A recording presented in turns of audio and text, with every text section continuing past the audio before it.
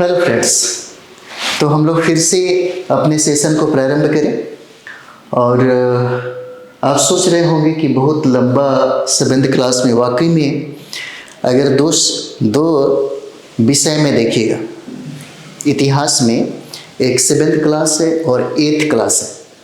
8th class में आधुनिक बिहार, आधुनिक भारत का जो इतिहास लिखा हुआ है बहुत बेहतरीन है। 7th ख़त्म होने के बाद हम लोग 8th क्लास को बहुत अच्छे तरीके से करेंगे। और 8th क्लास सभी के लिए है, चाहे वह PRT के लिए हो, 6 to 8 के लिए हो, 9-10 के लिए हो, 11-12 के लिए हो। बहुत इम्पोर्टेंट वो बुक हो जाता है। इसके बाद हम लोग प्रारंभ करेंगे और यहाँ से बहुत सारे सवाल पूछे भी जाते हैं आपके एग्ज़ाम में।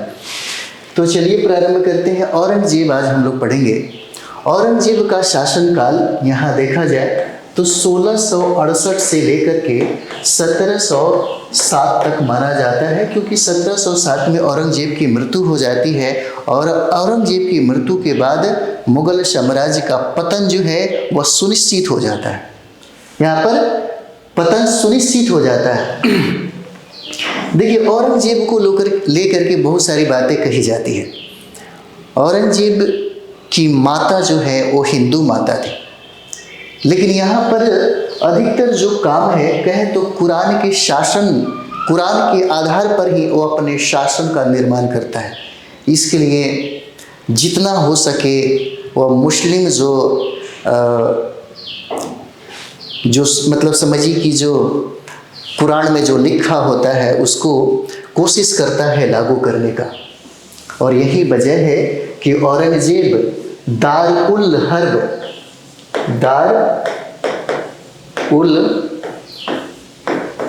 के स्थान पर दारुल इस्लाम की स्थापना करता है। दारुल इस्लाम की स्थापना करता है। कौन करता है? औरंगजेब करता है। कुरान को शासन का आधार बना दिया। और कुरान को शासन का आधार बनाने के पीछे औरंगजेब का एक मंशा था, क्योंकि यहाँ पर आप देखते होंगे कि जितना भी काजी थे, मुल्ला थे और मुस्लिम जो बिरादरी के जो लोग थे, इस समय तक यानी कि शाहजहाँ तक बहुत ही ज़्यादा असंतुष्ट थे। तो लोगों को संतुष्ट करने का काम जो है औरंगजेब ने ही किया। तुष्टिकरण की नीति, जैसे आप देखते हैं मोहम्मद बिन तुगलक तो धर्म को मानता ही नहीं था।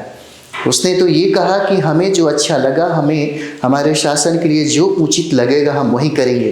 तुम्हारे शरीयत और तुम्हारे कानून का कोई पालन नहीं होगा, जो लोगों के हित में होगा वही होगा। उसी तरीके से अकबर जब गद्दी पर बैठा तो अकबर ने यही चीज़ें लागू कर दी। अकबर के समय में उनके चाहने वाले लोग उनसे नाराज हो गए और अकबर ने सभी लोगों को संतुष्ट करने की कोशिश की। देखिए, आपसे भी जरूरी तो नहीं है कि हमसे भी सब कोई संतुष्ट ही हो जाए। तो जरूरी नहीं है कि दुनिया में सभी एक आदमी से सारे लोग संतुष्ट हो जाए, है ना। तो वही चीज़ें था। अकबर ने कोशिश करी सभी लोगों को संतुष्ट करने का, लेकिन जो थोड़ा सा पारंपरिक लोग जो होते हैं वो संतुष्ट जल्दी नहीं होते हैं। जो लोग परंपरा में जिए हैं वो परंपरा को बनाए रखना चाहते हैं। आप तो पढ़े लिखे गए, आधुनिक समाज में जीते हैं, प्रगतिशील विचारधारा हो गया, तब आप धर्मों पे वाद विवाद करने को तैयार हैं। एक ज़माने में धर्म पे लोग वाद विवाद तक नहीं करता था, लेकिन अकबर ने धर्म पे वाद विवाद करने के लिए भी एक समिति का, एक नया धर्म का स्थापना किया ताकि सभी लोगों को उसमें शामिल किया जा सके। तो उसमें सबसे ज़्यादा काजी मुल्ला नाराज हो गए।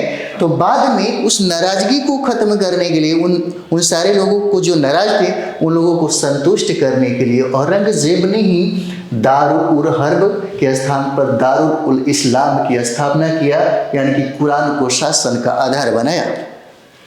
यहाँ पर कुरान को शासन का आधार बनाया। और इतना ही नहीं, जैसे में सिक्के पर कलमा खुदवाया। सिक्के पर औरंगजेब ने सिक्के पर कलमा खुदवाया।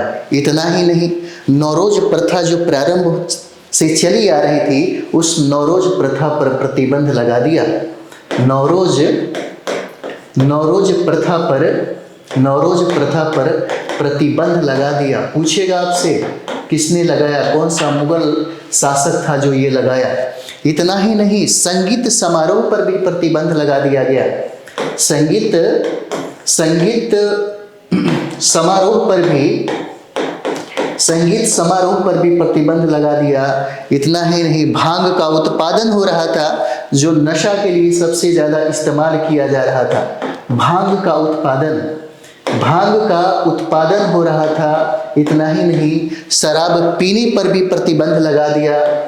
शराब पीने पर भी प्रतिबंध लगा दिया गया। इतना ही नहीं, जुआ खेलने पर तो सबसे ज़्यादा प्रतिबंध लगा दिया गया। जुआ खेलने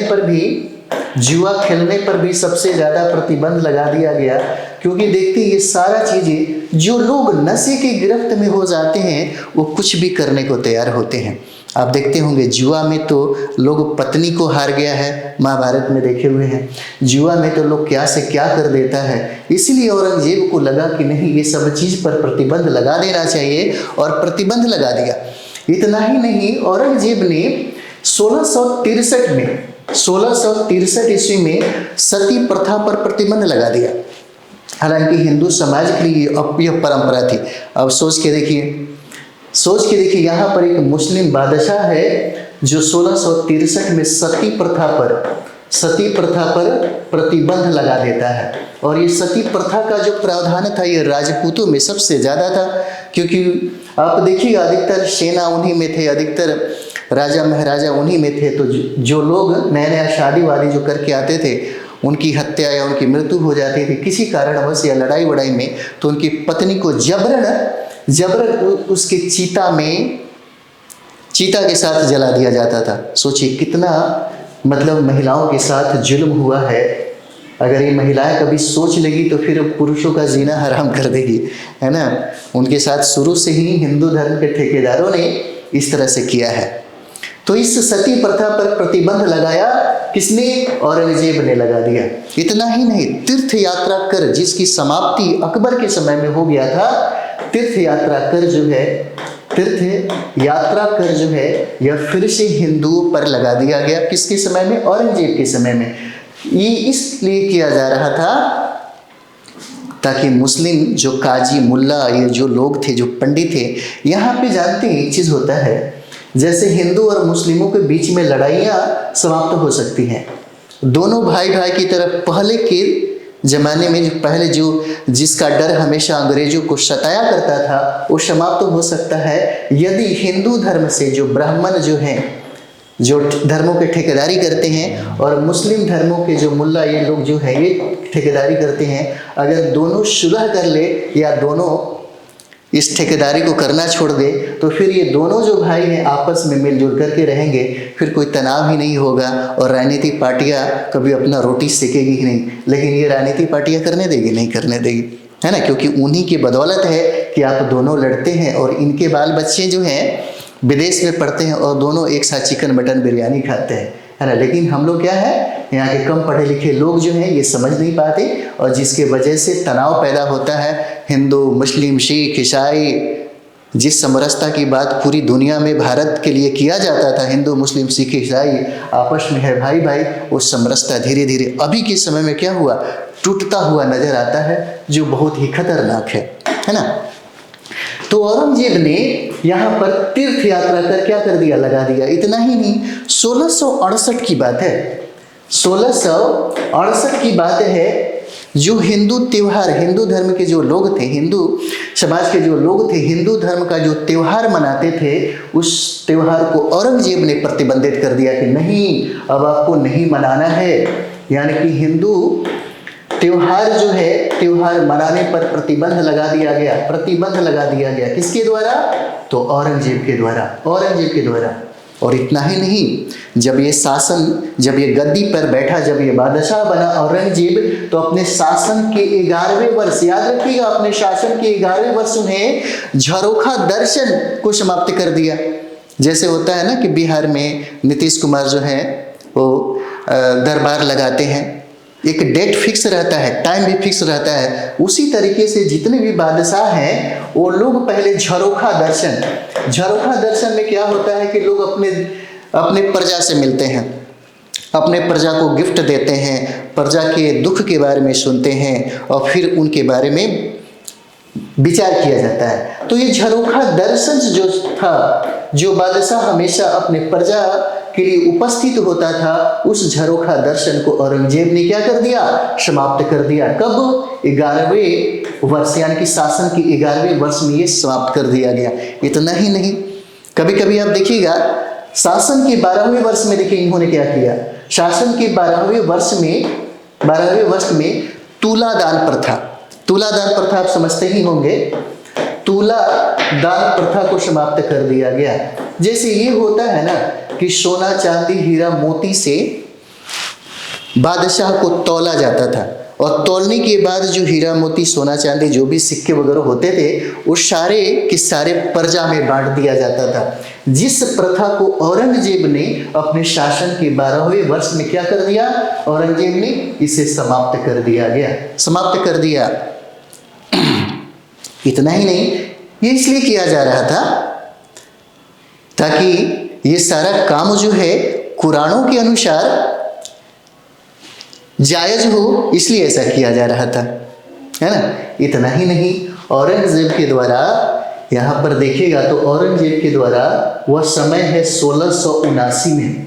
1679 में जिस जजिया को समाप्त कर दिया गया, उस जजिया को फिर से लागू कर दिया किसने? औरंगजेब ने। जजिया कर को फिर से हिंदुओं पर लगा दिया। कब लगाया? तो 1679 में लगाया। औरंगजेब के समय में 2-3 काम बहुत ज़्यादा होता है। जैसे में सिक्कों की सर्वाधिक ढलाई किया जाता है, यहाँ पर सिक्कों की, है ना, सिक्कों की सर्वाधिक ढलाई किया जाता है, सर्वाधिक ढलाई किया जाता है। और इतना ही नहीं, सिक्कों की सर्वाधिक ढलाई ही किया जाता है, बल्कि आप देखते हैं कि इस शासन प्रशासन में सबसे ज़्यादा जो पदाधिकारियों की नियुक्ति होती है वो पदाधिकारी हिंदू ही है। सबसे ज़्यादा पदाधिकारियों की जो नियुक्ति होती है वह पदाधिकारी सबसे ज़्यादा हिंदू ही है। और इतना ही नहीं, यहाँ पर अगर देखिएगा तो मुगल काल में औरंगजेब के समय में ही सबसे ज़्यादा प्रांतों की संख्या हो जाती है। सबसे ज़्यादा प्रांतों की संख्या कितना होता है? 21 होता है, 21 होता है। बहुत ऐसे कारण है जिसके वजह से औरंगजेब को जिंदा पीर कहा जाता है। औरंगजेब को जिंदा पीर कहा जाता है ना। औरंगजेब को जिंदा पीर कहा जाता है, और दरवेश, शाही दरवेश भी कहा जाता है। शाही दरवेश भी कहा जाता है, शाही दरवेश भी कहा जाता है। कुछ मंदिरें तोड़ी तो कुछ मंदिरें बनवाई भी, ऐसा नहीं है, क्योंकि औरंगजेब की जो माता है वह हिंदू माता है, और जो भी काम किया जा रहा है यह राजनीतिक रूप से प्रेरित होकर के किया जा रहा है, ताकि कुछ लोगों को संतुष्ट किया जा सके। जैसे अभी आप लोग समझिए, जैसे हमारे भारत में जो राजनीति है, और यहाँ पे ऐसा इसलिए हो गया कि समाज के लोग अनपढ़ गंवार थे। समाज के लोग, जैसा समाज होता है, जैसा प्रजा होता है, राजा वैसा ही होता है। अगर राजा धर्म की बात करेगा तो समझिए कि वहाँ पे सर्वाधिक विकास नहीं हो सकता, वहाँ पे विकास गौण हो जाता है, रुक जाता है, क्योंकि धर्म जो है भावनात्मक लगाव लोगों के साथ जुड़ जाती है। और अभी के समय में देखिए हमारे राजनीति में हमारा जो भारत है इतना डेवलप क्यों नहीं हो रहा है? क्यों नहीं होता है? हम लोग भले अमेरिका को देख के, फ्रांस को देख के, रशिया को देख के, यहाँ तक कि पड़ोसी देश चाइना को देख के तरस जाते हैं कि काश हमारे समाज में इतना डेवलपमेंट होता है। एक छोटा सा आइलैंड जो जापान है वो आपको पानी पिला देगा। सोचिए, इतना वो तेज है, इतना ज़्यादा मतलब वो डेवलप है, इतना ज़्यादा डेवलप है। तो आपके दिमाग में होता होगा कि आखिर इतना डेवलप क्यों नहीं हुआ? इस सब राजनीतिक इच्छा शक्ति, क्योंकि उसको ये बात पता है कि हमारे भारत के लोग क्या है। एक फिल्म था जिसमें ये कहा गया कि 100 में 80 बेईमान फिर भी मेरा देश महान, नाना पाटेकर का यह मूवी था। और आप लोग ये कहते हैं कि मेरा जो आवाज़ है नाना पाटेकर की तरह, बहुत अच्छा लगता है आप लोग कमेंट्स जो करते हैं, तो है ना। तो उन्होंने ये क्या कहा था किसी फिल्म में, वो फिल्म के नाम याद नहीं आ रहा है, 100 में 80 बेईमान फिर भी मेरा देश महान। ऐसा क्यों? क्योंकि पता है कि भारत में एजुकेशन नहीं है, भारत में लोग लोकतंत्र को नहीं समझ पाता है। लोकतंत्र में सबसे ज़्यादा जो ताकत होती है वह ताकत जनता का होता है। जनता का। आपका देश लोकतंत्र है, अमेरिका भी लोकतंत्र है और चाइना भी लोकतंत्र है, लेकिन वहाँ लोकतंत्र की जो समझ है जनता में ज़्यादा है, आप में कम है। इसलिए लोग राम मंदिर के नाम पे, मस्जिद के नाम पे, हिंदू के नाम पे, मुसलमान के नाम पे, दलित के नाम पे, सिख के नाम पे आपसे वोट बैंक डरा के ले लेते हैं और आप दे देते, क्योंकि आप पढ़े लिखे नहीं हैं, आप नहीं जानते हैं, आप जाति में धर्म के चश्मा पहन करके वोट देते हैं, तो ये प्रॉब्लम होगा, है ना, ये सबसे ज़्यादा प्रॉब्लम होगा। और यही चीज़ें तो था औरंगजेब के समय में। औरंगजेब के समय में उसको ये बात समझ में आ गया कि प्रजा को खुश करने के लिए क्या करना चाहिए। तो यहाँ पे बहुत ऐसे लोग थे जो औरंगजेब के नीतियों से नाराज थे, तो बहुत ऐसे लोग थे जो औरंगजेब के द्वारा किए गए कार्यों से सबसे ज़्यादा खुश थे। जिन लोगों को अपनी सत्ता को बचाए रखने के लिए खुश करना था, उसके लिए औरंगजेब ने काम करना शुरू कर दिया। वर्तमान में भी तो यही क्या प्रॉब्लम है, दोनों में सेम टू सेम ही हम लोग इस चीज़ को देख सकते हैं, है ना। जैसे यहाँ पर देखिए अभी के समय में क्या होता है, खुदाई चल रहा है ना, खुदाई चल रहा है, और खुदाई में ये कहा जाता है कि ठीक है, हो सकता है कि जो अभी मस्जिद दिख रहा है उसके नीचे मंदिर होगा। कुछ दिन के बाद जो भारत के जो लोग हैं, भारत के जो लोग 80% जिनकी अब 90% जिनकी आबादी वो बाद में थोड़ा सा पढ़ लिख जाएंगे तो ये कहेंगे अच्छा इस मंदिर के नीचे बौद्ध मंदिर है ना, बौद्ध मंदिर है। तो जरा सोच के देखिएगा, जिस तरह से खुदाई में तोड़ करके उत्खनन करके चीज़ों को सामने लाया जा रहा है, उस तरह से औरंगजेब भी तो उस समय किया था। औरंगजेब ने इस समय में मथुरा के केशव मंदिर को तोड़वा दिया। केशव मंदिर को क्या कर दिया, इसने तोड़वा दिया।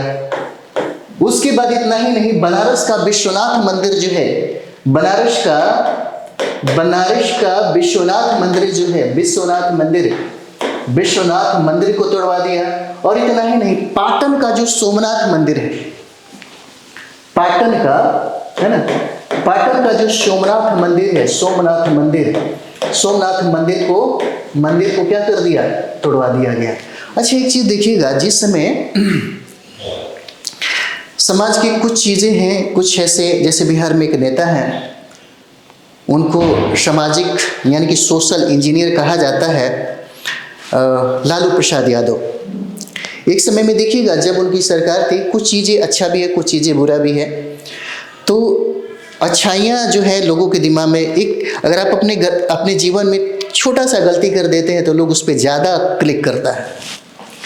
लालू प्रसाद यादव ने एक बार क्या हुआ कि जो धर्म का जो रथ यात्रा चल रही थी, किसी नेताओं में वो ताकत नहीं थी, क्योंकि रथ यात्रा से लालू प्रसाद यादव को ही नहीं बल्कि सारे लोगों को ये बात समझ में आ रही थी कि यहाँ पे हिंदू और मुस्लिम के बीच में तनाव पैदा हो सकता है, सांप्रदायिकता फैल सकती है। तब उन्होंने रथ को ही क्या कर दिया, रोक दिया।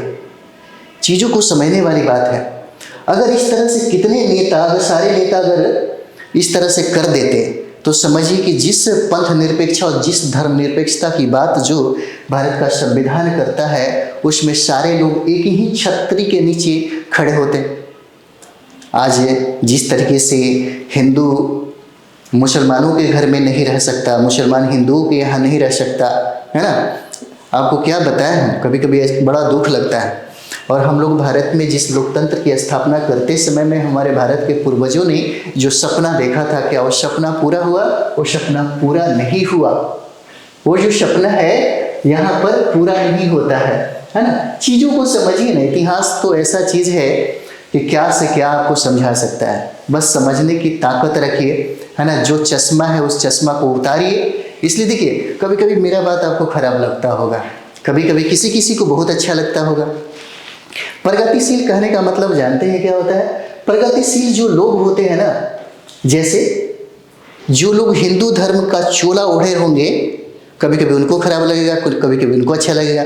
जो लोग मुस्लिम या सिख जो भी हो, जिस धर्म का चोला पहने होंगे उनको भी अच्छा लगेगा, कुछ खराब लगेगा। लेकिन जो लोग पढ़े लिखे हैं, जिस शिक्षा को ग्रहण किए हैं, जिनका विकास, बौद्धिक विकास हो गया है, प्रगतिशील विचारधारा के जो लोग हो गए होंगे, उनको अच्छा लगेगा। चलो कोई बात नहीं है। है ना। जैसे रेलवे ने क्या कर दिया, जब अंग्रेजी सरकार ने रेलवे का निर्माण कर दिया, स्थापना किया रेलवे ने, तो रेलवे का निर्माण तो अंग्रेजी सरकार अपने फायदे के लिए कर रहा था, लेकिन यहाँ पे उसके माध्यम से जाति व्यवस्था जो थी, वह जाति व्यवस्था की जो प्रगाढ़ता थी, है ना, जो सबसे ज़्यादा वो जटिल जो था, वो रूप जो जटिल लिया हुआ था, वह जटिलता धीरे धीरे धीरे धीरे टूट रही थी। एक तरफ ये भी देखने को मिलता है। तो हमको ये समझना होगा, इतिहास को बारीकी से सूक्ष्म दृष्टिकोण से अगर देखेंगे तो मजा आ जाएगा, है ना। तो यही चीज़ें यहाँ पर कहता है।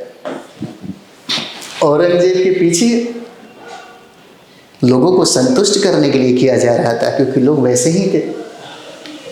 तो औरंगजेब ने मथुरा में केशव मंदिर को तोड़ दिया। इतना ही नहीं, मंदिर को तोड़ा तो कुछ मंदिरों को बनवाया भी। बनारस में विश्वनाथ मंदिर को तोड़ा और पाटन में सोमनाथ मंदिर को इसने क्या कर दिया, तोड़ दिया।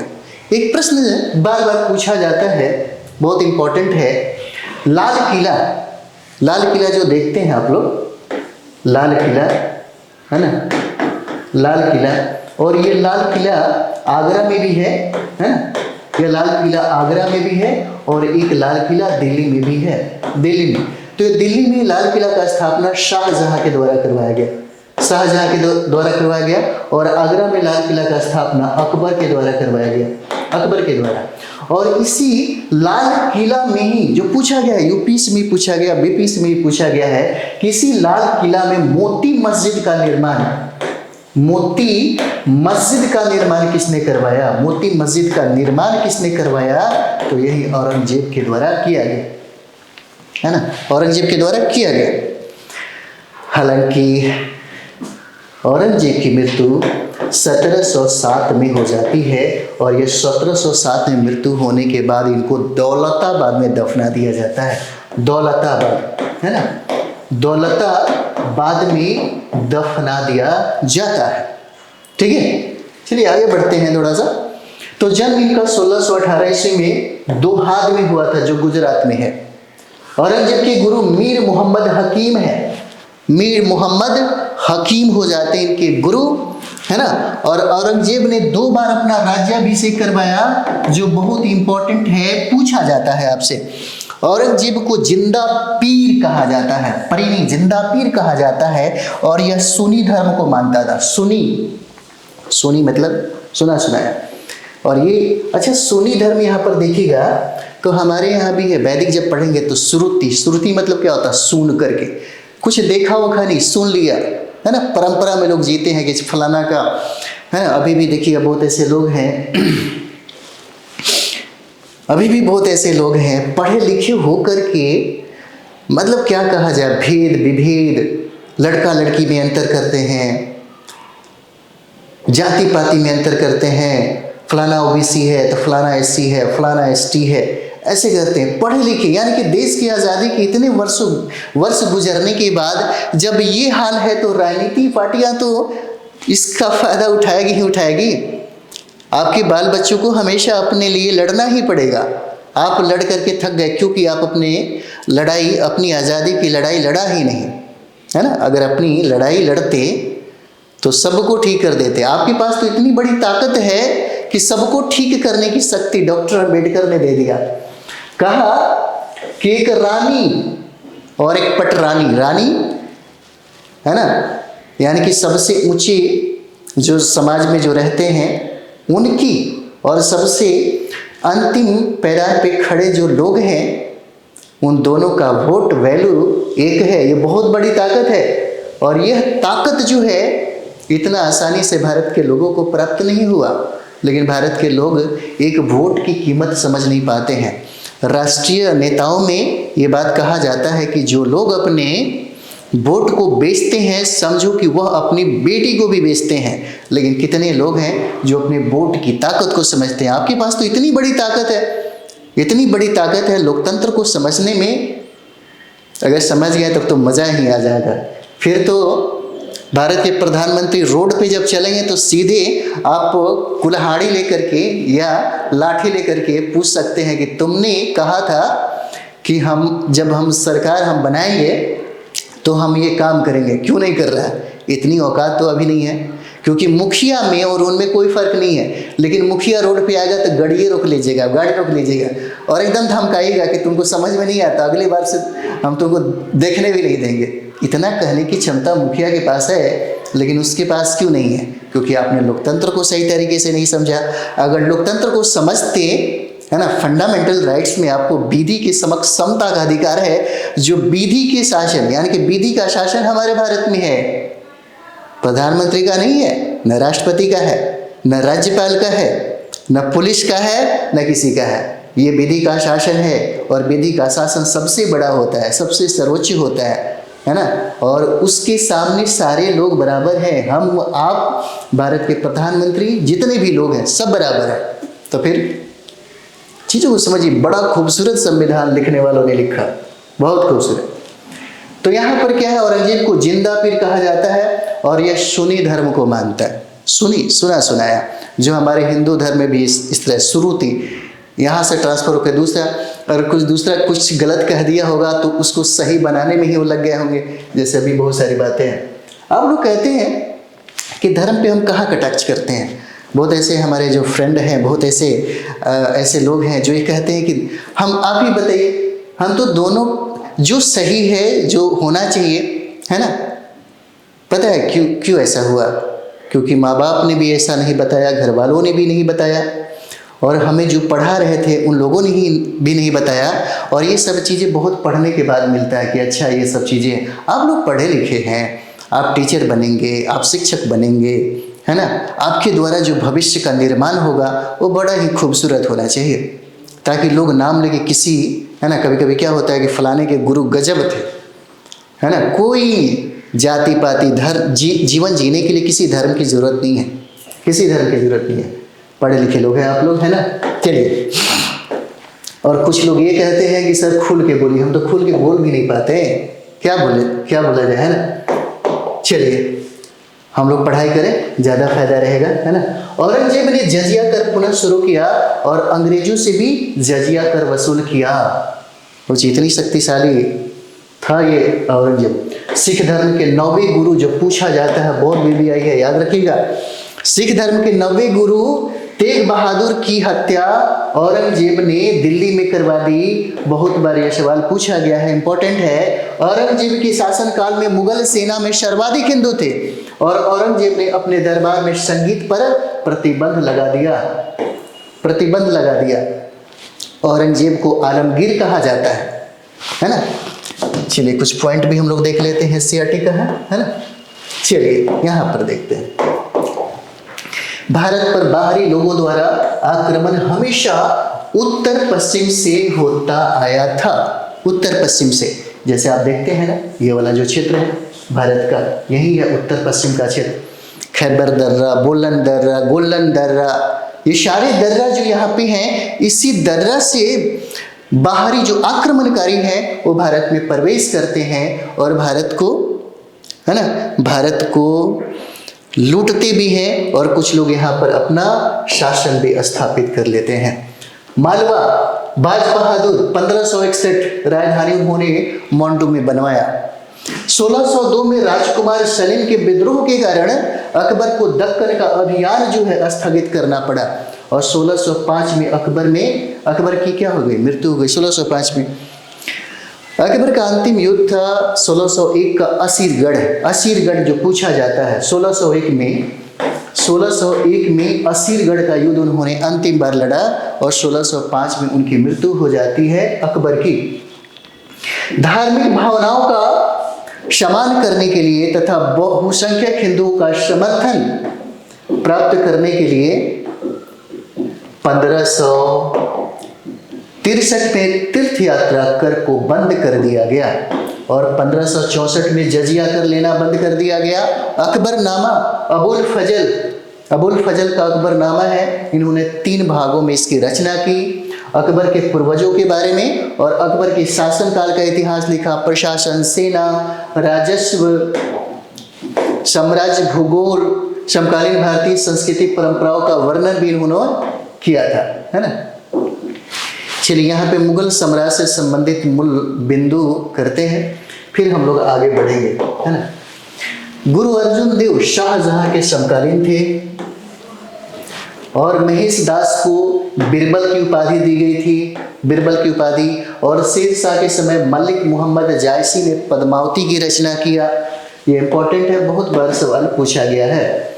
और गुरु गोविंद सिंह जी सिखों के 10वें गुरु थे, यह भी पूछा गया सवाल है, जिन्होंने 1699 में खालसा पंथ की स्थापना की, भी पूछा गया है ना, जिसमें केस, कड़ा, कच्छा, कृपान, कंधा आदि रखना सिखों के लिए अनिवार्य कर दिया गया है ना। अच्छा, एक चीज देखिए यार, हमारे धर्म में खास करके सिख धर्म की जो बात हम लोग करेंगे, तो यहाँ पे जब खालसा पंथ की स्थापना हुई तब गुरु, ये जो 10वें गुरु गोविंद सिंह हैं, उन्होंने सिख धर्म के मानने वाले लोगों को 5 जो तत्व थे वो रखना अनिवार्य कर दिया, जिसमें पहला केस जो देखते हैं बड़े बड़े केस रखे जाते हैं, कड़ा जो हमेशा पहना जाता है, कच्छा है ना, कृपान जो छोटा सा एकदम चाकू तलवार जैसे होता है, उसके बाद कंघा बाल झाड़ने के लिए उन्होंने अनिवार्य कर दिया। पूछा गया सवाल है, हो सकता है पूछिए आपसे, है ना। शाहजहां ने आगरा में मोती मस्जिद का निर्माण करवाया। अंतिम मुगल सम्राट बहादुर शाह जफर द्वितीय था, अंतिम मुगल सम्राट, अंतिम एकदम। और किसानों की उपज के ऊपर कितना कर लिया जाए, इसे अकबर के राजस्व मंत्री तय करते थे। और यहाँ से बहुत बार सवाल पूछा गया है, इसको एक बार देख लीजिए आप लोग, है ना।